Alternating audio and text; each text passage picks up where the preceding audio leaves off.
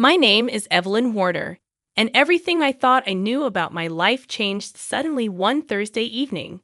Richard, my husband of 15 years, came home, but he wasn't alone. He had a young woman named Clara with him, holding onto his arm. Clara was only 23, and she looked smug, which felt strange in our home. Without any warning, Richard dropped a bombshell. He wanted a divorce. He said Clara would be living with us now, and he declared that the house belonged to her. His voice was cold, not the warmth I was used to hearing. I couldn't believe what was happening. My heart raced with disbelief and confusion. I had heard of such things, but I never thought I would be experiencing it. I stayed calm, but it was more from shock than anything else. "I can't believe you're serious," I managed to say quietly. Richard laughed, a sound that felt unfamiliar and distant to me now. "I've been thinking about this for a long time. You just didn't see it coming," he said.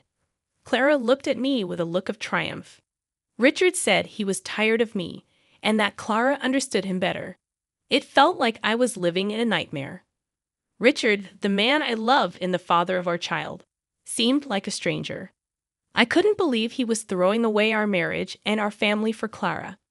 I felt a bitterness in my voice that I didn't know I had. "So this is it? You're choosing her over us?" I asked, feeling betrayed by his words. Despite the pain, I began to see things clearly. Richard was revealing his true self, and it wasn't pretty. "You're willing to ruin everything for a fling?" I questioned, my voice stronger now. "It's much more than that, Evelyn. Clara is my future, and you're just the past," Richard said dismissively. I looked at Clara, a girl young enough to be our daughter, caught up in what she thought was love. But I saw it differently. It was a midlife crisis, a cruel game. "Fine," I said, the shock turning into determination. "You want a divorce? You'll get it. But remember, Richard, this house is as much mine as it is yours, and I won't give it up without a fight." As they walked past me, I felt a shiver of disgust, not just at the sight of them together, but at my own blindness. But this wasn't the end. It was a beginning of my fight for my dignity, for my child, for what was rightfully mine. In the days that followed, I was consumed by emotions. Memories of our life together were tainted by Richard's betrayal. I couldn't eat or sleep, haunted by images of him with Clara, their laughter echoing in my ears.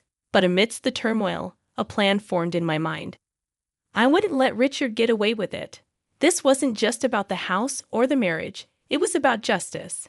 I was going to make him regret his decision, regret ever thinking he could discard me so easily. I sought out the best divorce lawyer in town, someone known for their ruthless efficiency. As I explained my situation to Miss Johnson, her eyes sharpened with determination. "Richard thinks he can just replace you and walk away with everything." "Not on my watch," she said. We went over the legalities, and it became clear that Richard had underestimated me. The house, which he had arrogantly promised to Clara, was partly mine by law. The land it stood on was inherited solely in my name from my father. Richard had no claim to it whatsoever. Armed with this information, I felt a surge of power for the first time since Richard's betrayal. I was going to turn the tables on him, and he wouldn't see it coming. Miss Johnson drafted the divorce papers with precision, ensuring my rights were protected. But it wasn't just about the legal battle, it was personal. Richard had hurt me deeply, and I was going to make him pay. I couldn't wait to see the look on his face when he realized the house he planned to give to his mistress was not his to give. The thought brought a small, satisfied smile to my lips. But this was only the beginning. I was determined to hit Richard where it hurt the most. His ego, his pride, his sense of self. Nothing was off limits. He had started this war, but I was going to finish it. As I signed the divorce papers, I felt a mix of sadness and determination. The life I had known was over, but a new chapter was beginning. In this chapter, I was the author, and Richard was just a cautionary tale in the story of my life. The day I filed the divorce papers marked a turning point. My heart raced with a mix of fear and excitement as I handed over the documents. This was it, the point of no return. But as I left the courthouse, I felt a weight lifting off my shoulders. I was no longer the victim in Richard's cruel game. I was now the protagonist in my own story of justice. Later, I met with Miss Johnson to plan our next move. We sat in her office, the afternoon sun casting long shadows on the floor as we plotted Richard's downfall. "Richard's going to fight dirty, Evelyn. You need to be prepared for that," Miss Johnson warned, her eyes serious. "I know," I replied, steeling myself. "But I have something he doesn't know about. The land this house is on. It's mine, inherited from my father." Miss Johnson's eyes lit up. "That changes everything. He can't claim the house without the land. We can serve him an eviction notice." The idea of Richard and Clara receiving an eviction notice from the home they thought was theirs brought a bitter sense of satisfaction. It was more than just a legal move. It was a statement. I was not going to be discarded and forgotten. "Let's do it," I said firmly. The day the eviction notice was delivered, I imagined the shock and anger on Richard's face. This was just the beginning of his karma. For every tear I shed, for every sleepless night, he would pay. But the battle was far from over. Fueled by his ego, Richard wouldn't go down without a fight. He called me, his voice a mix of disbelief and fury. "Evelyn, what the hell do you think you're doing with this eviction notice?" he barked. "I'm just reclaiming what's mine, Richard. You should have thought twice before deciding to give away something that wasn't yours," I replied, my voice calm but firm. "This is ridiculous. You're doing this to get back at me, aren't you?" he accused. "It's not about revenge, Richard. It's about justice. You can't just take what you want without consequences," I countered. Richard was silent for a moment, and I could almost hear the wheels turning in his head.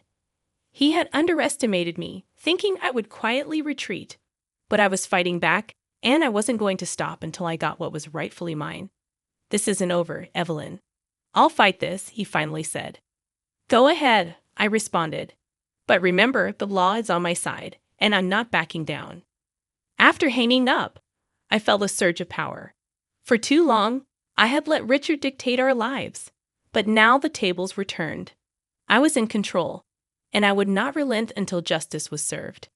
In the weeks that followed, it was a chess game of legal maneuvers and emotional confrontations. Richard, caught off guard by the eviction notice, launched into a series of desperate attempts to sway the situation in his favor. But with each move, he only tangled himself further in his own web. One evening, as I sat in my living room, the phone rang. The caller ID flashed Richard's name, and I braced myself for another round of pleading and anger. "Evelyn, you can't do this to me, to us." Richard's voice came through, tinged with frustration. "Us? There's no us anymore, Richard. You made sure of that," I replied, my voice steady. "This is madness. You're going to leave me homeless over some petty revenge," he argued. "Petty? You call destroying our family petty?" I shot back. "This isn't about revenge, Richard. It's about consequences. Your actions have them, and now you're facing them." Richard's voice turned softer, almost pleading. "Evelyn, please, let's talk about this. We can sort it out for old time's sake." I almost laughed. Old time's sake? As if our years together were mere tokens to be traded in times of trouble. "There's nothing left to sort out, Richard. You made your choices, now you live with them." He was silent for a moment, and I could sense his desperation mounting. "You're enjoying this, aren't you? Seeing me suffer," he accused. "It's not about enjoyment, Richard. It's about justice. You need to understand that every action has a consequence. And this," I paused, "this is yours." I hung up before he could respond.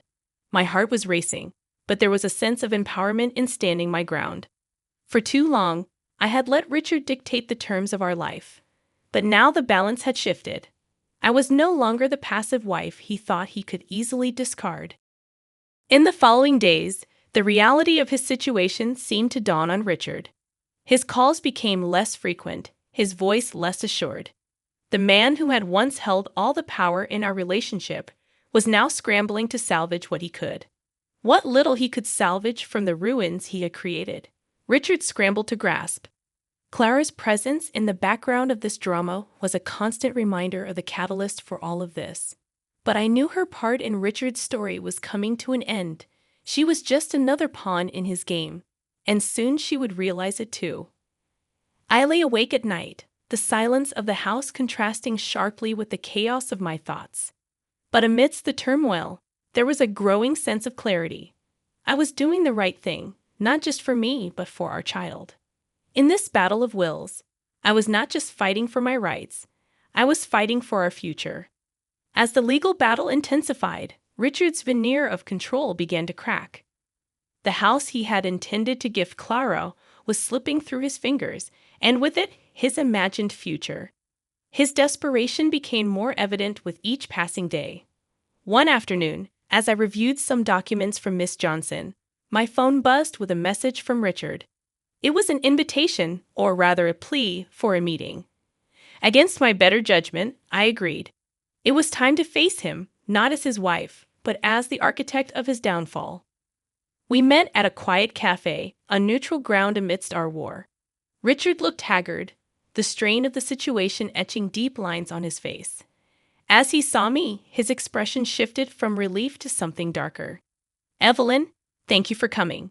We need to sort this out," he started, his voice shaky. "Sort this out? You mean find a way for you to weasel out of the consequences?" I replied coldly. He leaned forward, his eyes searching mine. "I know I've made mistakes, but this is too much. You're taking everything from me, everything." "No, Richard. I'm taking back what's mine. You made your choice when you decided to betray our family. Now I'm making mine," I said firmly. Richard's frustration boiled over. "You're heartless. Do you enjoy seeing me like this, struggling, begging?" I met his gaze unflinching. "Heartless? You dare call me heartless after what you've done? This isn't about enjoyment, Richard. It's about justice. You can beg all you want, but it changes nothing." He slumped back in his chair, defeated. "So what? You're going to leave me homeless, ruin me? If that's what it takes for you to understand the gravity of your actions, then yes," I said. "You thought you could discard me without any repercussions. You were wrong." Richard looked away, the reality of his situation finally dawning on him. "What about Clara?" he asked, almost as an afterthought. "Clara? She's your concern, not mine. Though I doubt she'll stick around once she realizes there's nothing left for her." "Here," I replied as I stood up to leave. Richard reached out in a last-ditch effort to salvage something from the wreckage. "Evelyn, please," he pleaded. I pulled away. "Save your pleas, Richard. It's too late for that. You've made your bed, now you lie in it." Walking away from that cafe, I felt a surge of liberation. The chains of our marriage, once so constrictive, were now broken. I was free from Richard's betrayal, free to rebuild my life on my terms. In the wake of our meeting, Richard's attempts to sway the situation became increasingly frantic and futile. His calls, once demanding and arrogant, were now laced with desperation. The tables had turned, and he was slowly coming to terms with the magnitude of his mistakes. One evening, as I was preparing dinner, my phone rang. The familiar jingle brought an involuntary sigh. It was Richard again. Bracing myself, I answered. "Evelyn, you can't do this. We can talk about this. There has to be another way," Richard pleaded, his voice cracking. "Another way? After everything you've done, you think there's a way out for you?" I responded, my voice laced with incredulity. "It's not just about me. Think about our child, Evelyn. This affects them too," he argued, playing what he thought was his trump card. "Our child. The same child you so easily dismissed in your plans with Clara. No, Richard. This is about justice. This is about making sure our child knows that actions have consequences," I retorted. There was a pause on the other end, a silence filled with unspoken realizations. Richard had always underestimated me, but no longer. I was no longer the woman he thought he could control and manipulate. "You're going to regret this, Evelyn. You're pushing me too far," Richard said, his voice a mixture of anger and fear. "Regret? The only regret I have is not seeing your true colors sooner. You're not being pushed too far, you're just finally being held accountable," I shot back. Richard's frustration boiled over. You think you've won, don't you? You think you can just take everything and leave me with nothing. This isn't about winning or losing, Richard. It's about righting a wrong. You made your choices, and now you live with the consequences. It's that simple, I replied firmly. The call ended with Richard's defeated silence, a stark contrast to his usual bluster. He was finally feeling the weight of his actions, the cost of his betrayal. In the following weeks, the reality of Richard's situation became increasingly apparent. His financial resources dwindled, strained by legal fees and the loss of the house. Clara, ever the opportunist, began to distance herself, her affection waning as Richard's fortunes declined. The final court hearing was a formality, a legal stamp on what was already a foregone conclusion. As I stood outside the courthouse, the decree in hand, I felt an overwhelming sense of closure. Richard's downfall was complete, a direct result of his own actions. He had sown the seeds of his destruction, and I had merely ensured they grew. I turned my back on the courthouse, my heart lighter than it had been in months. The future lay ahead, undefined, but promising. I had fought for justice for myself and my child and emerged victorious. The months following the divorce and Richard's eviction from the house brought profound changes. Our home, once tainted by the shadow of betrayal, slowly transformed back into a sanctuary of peace and strength for me and our child. Each room was cleansed of Richard's presence, his memories replaced by new joyful ones. Richard's downfall continued in a downward spiral. Without the house and struggling financially, he was forced to move back in with his parents. The last I heard, Clara had left him, her affections as transient as the wealth she had hoped to secure. As I tended to the garden, a task that had become a source of solace, my phone rang. The screen flashed Richard's name, a reminder of a chapter I had firmly closed. Curiosity piqued, I answered. Evelyn, it's Richard. His voice came through subdued and almost unrecognizable. What do you want, Richard? I asked, my tone indifferent. I wanted to apologize for everything, he said, the words seemingly difficult for him to utter. Apologies don't change the past, Richard. They don't undo the hurt, I replied calmly. I know, he admitted. I've lost everything, Evelyn. Clara's gone. I'm living with my parents. I've hit rock bottom. That was your doing, Richard. You made those choices, I stated plainly. There was a heavy sigh on the other end. I know. I thought you should know. I regret it, Evelyn. I regret it all. His words laden with remorse. But his words didn't bring me the satisfaction I had once thought they would. Instead, there was a sense of finality, a closing of a chapter that had caused so much pain. Your regret is your own to live with, Richard. I've moved on. I suggest you do the same, I said, ready to end the conversation. Evelyn, he started, but trailed off. There's nothing more to say, Richard. Goodbye, I said, and hung up. As I put my phone away and turned back to my garden, a sense of peace washed over me.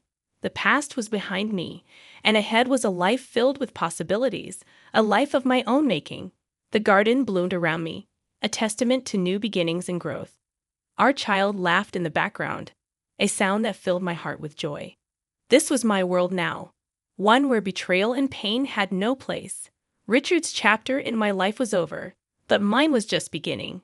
A chapter filled with strength, resilience, and the love of those who truly mattered.